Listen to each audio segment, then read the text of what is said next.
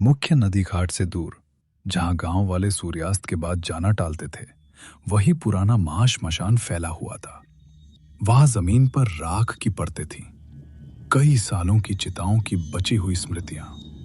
हवा में गंध थी, जली लकड़ी, भीगी मिट्टी और किसी अधूरे अंत की। आज वहां एक चिता आधी बुझी पड़ी थी और उसके सामने बैठा था अघोरी साधु त्रिलोचन गिरी। उसकी आंखें बंद थी, शरीर पर भस्म, जटाएं स्थिर, पर भीतर कुछ बेचैन था। यह साधारण साधना नहीं थी, वो किसी आत्मा को बुला रहा था, किसी ऐसी शक्ति को जिसे आमतौर पर छेड़ा नहीं जाता। उसने जमीन से राख उठाई, अंगारों पर डाली, अग्नि फड़फड़ाई, फिर बैठ गई। उसने फिर मंत्र दोहराया। इस बार स्वर थोड़ा ऊंचा था, शब्दों में आग्रह नहीं, आदेश था। प्रकट हो। हवा अचानक भारी हो गई, पेड़ों की शाखाएं हिलते हिलते रुक गई। नदी का स्वर मंद पड़ गया, शमशान जैसे सांस रोककर देख रहा था। अंगारों के बीच एक तेज चमक उठी, लौ अचानक सीधी खड़ी हुई। त्रिलोचन के चेहरे पर आत्मविश्वास आया, उसे लगा वो सफल हो गया। और तभी लौ एक झटके में बुझ गई। धुआं एक आकृति में बदल रहा था, एक स्त्री, चेहरा धुंधला पर आंखें साफ, गहरी, शांत। उन आंखों में भय नहीं था, क्रोध भी नहीं, बस एक ठंडा अधिकार। वो उसे देख रही थी, सीधे। त्रिलोचन के होंठों पर हल्की मुस्कान आई। उसे लगा साधना पूरी हुई, अब यह आत्मा उसके नियंत्रण में होगी। लेकिन अगले ही पल उसकी गले की रुद्राक्ष माला जोर से टूटी, मन के राख पर गिरकर बिखर गए। उसी क्षण उसके सीने पर एक पतली लाल रेखा उभरी, त्वचा बिना छुए चिर गई। उसकी सांस अटक गई, वह पीछे गिर पड़ा। उसके गिरते ही हवा फिर चलने लगी, पत्तों की आवाज लौटी, नदी का स्वर फिर सुनाई दिया। जब उसने दोबारा आंखें खोली, चिता पूरी तरह बुझ चुकी थी। कोई धुआं नहीं, कोई आकृति नहीं, सब सामान्य, सिवाय उसके भीतर के। उसने उठकर मंत्र दोहराने की कोशिश की। शब्द गायब थे, वही मंत्र जो वो वर्षों से जपता आया था अब उसके दिमाग में खाली जगह छोड़ गया था। उसकी उंगलियां कांप गईं, वो जल्दी जल्दी अपनी सामग्री समेटने लगा, पर उगते समय उसकी नजर राख पर गई। उसे लगा राख के नीचे कुछ धड़क रहा है, धीमा, स्थिर, जैसे कोई अभी अभी मुक्त हुआ हो।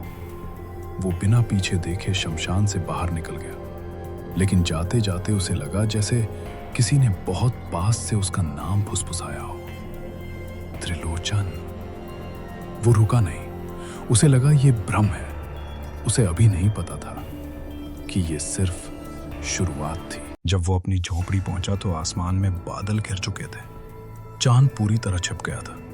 दरवाजा खोलते ही उसे अंदर से ठंडी हवा का झोंका लगा, वो ठिठक गया। उसे याद था, जाते समय उसने खिड़की बंद की थी। फिर ये हवा। उसने अंदर कदम रखा, दीपक जलाया। लौ असामान्य रूप से कांप रही थी, दीवारों पर परछाइयां नाचने लगी, जैसे कोई और भी वहां मौजूद हो। वो अपने आसन पर बैठा ही था कि उसकी नजर फर्श पर गई। राख की एक पतली रेखा दरवाजे से अंदर तक चली आई थी। उसका गला सूख गया। शमशान की राख। उसने धीरे से पीछे मुड़कर दरवाजे को देखा। दरवाजा बंद था, अंदर राख कैसे आई? उसके हाथ कांपने लगे। दीपक की लौ अचानक लंबी हो गई, कमरे का तापमान गिरने लगा, और तभी उसके ठीक पीछे से आवाज आई, धीमी, बिल्कुल कान के पास। तुमने मुझे अकेला क्यों छोड़ दिया? त्रिलोचन झटके से पीछे मुड़ा।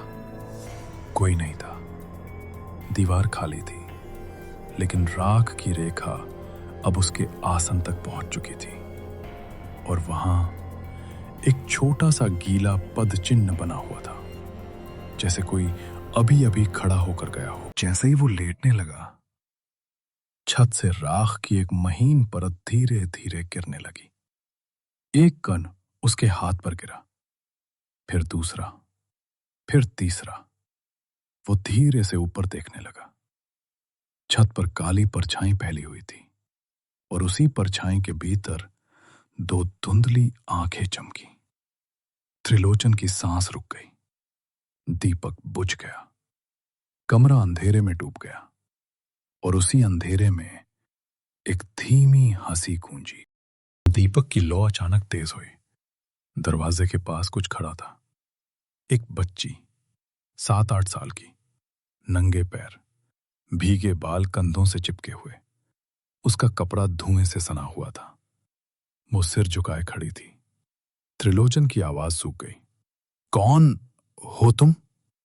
बच्ची ने धीरे धीरे सिर उठाया। उसकी आंखें अजीब थीं। पूरी काली नहीं, पर उनमें चमक नहीं थी, जैसे बहुत रो चुकी हूं। तुम उसे छोड़ आए? आवाज मासूम भी थी और टूट चुकी भी। त्रिलोचन का गला सूख गया। त्रिलोचन की आंखों के सामने शाम का दृश्य चमक उठा। शमशान, जलती चिता, किन्नरों का विलाप, तेज हवा का झोंका, लकड़ियों का खिसक जाना, अंगारों का आधा बुझ जाना और उसका जल्दी में उठ जाना।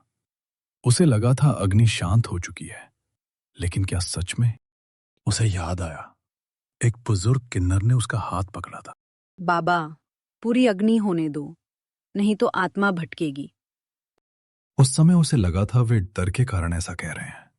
अब वही शब्द उसके कानों में गूंज रहे थे। बच्ची धीरे धीरे अंदर आई। उसके पैरों से राख गिर रही थी। कमरे में हल्की जली लकड़ी की गंध फैल गई। वो अभी भी इंतजार कर रही है। बच्ची ने उसकी आंखों में देखते हुए कहा, आर्या। उसने पहली बार डर से ज्यादा अपराध बोध महसूस किया। अगर अग्नि अधूरी रह गई, अगर विदाई अधूरी रह गई, तो आत्मा कैसे शांत होगी? वो साधु था और उसने ही अधूरा कर्म कर दिया। उसने सांस जुटाकर पूछा, तुम कौन हो? कुछ क्षण मौन रहा। फिर बच्ची बोली, मैं वो हूँ जिसे किसी ने नाम नहीं दिया। उसकी आंखों में गहरी पीड़ा थी, जैसे वो केवल संदेश लेकर आई हो। दीपक स्थिर हो गया। हवा चलने लगी। बच्ची गायब थी। फर्श साफ था।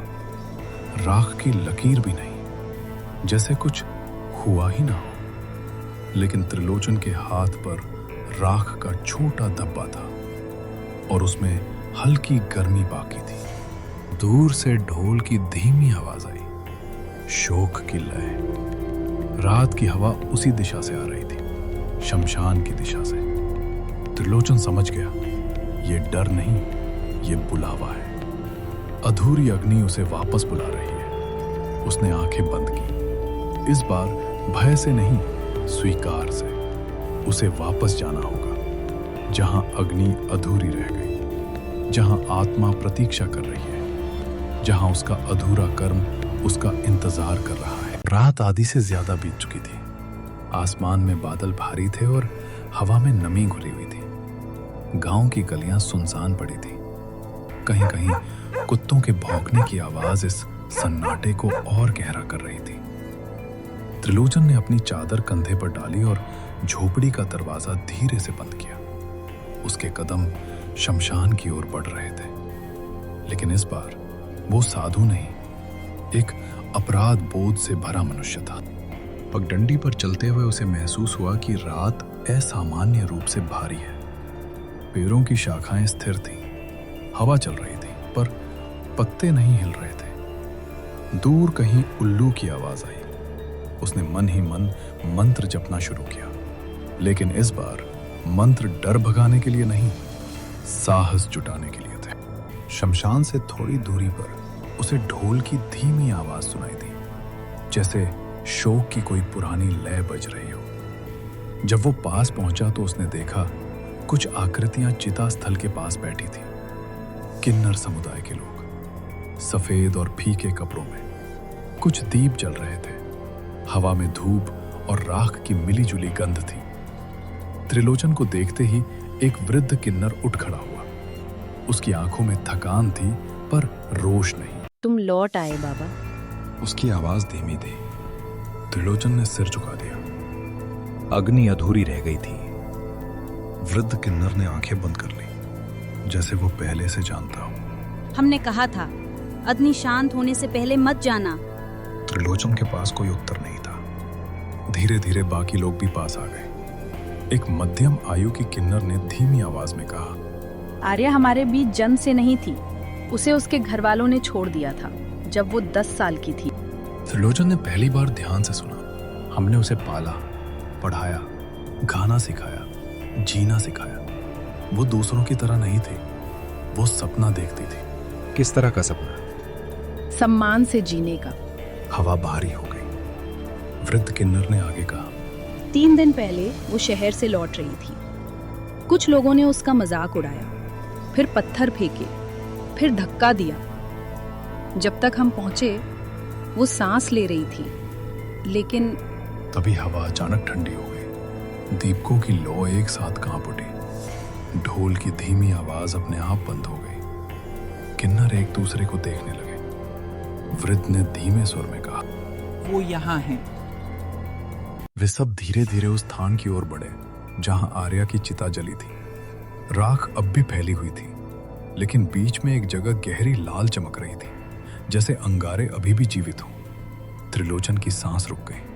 इतने घंटे बाद भी त्रिलोचन ने देखा, राख के भीतर धुंधली आकृति उभर रही थी। चेहरा स्पष्ट नहीं, पर आंखें प्रश्नों से भरी। आरोप से नहीं, पीड़ा से। त्रिलोचन के घुटने अपने आप झुक गए। मुझसे भूल हुई, मैं तुम्हें विदा करने लौटा हूं। हवा स्थिर हो गई। अंगारों की लाल चमक धीमी हुई, लेकिन आकृति अभी भी वही थी, जैसे प्रतीक्षा कर रही हो। वृद्ध ने धीमे स्वर में कहा, अग्नि केवल शरीर को नहीं जलाती, स्वीकार आत्मा को मुक्त करता है। त्रिलोचन ने आंखें बंद कर ली। पहली बार उसने आर्या का नाम सम्मान से लिया। आर्या, तुम्हें शांति मिले। किन्नरों की आवाज उसके साथ जुड़ गई। रात की हवा बदलने लगी। अंगारों की चमक कम हुई, पर पूरी तरह बुझी नहीं। राख फिर शांत होकर बैठ गई। आकृति धुंधली होकर विलीन हो गई। वृद्ध किन्नर ने गहरी सांस ली।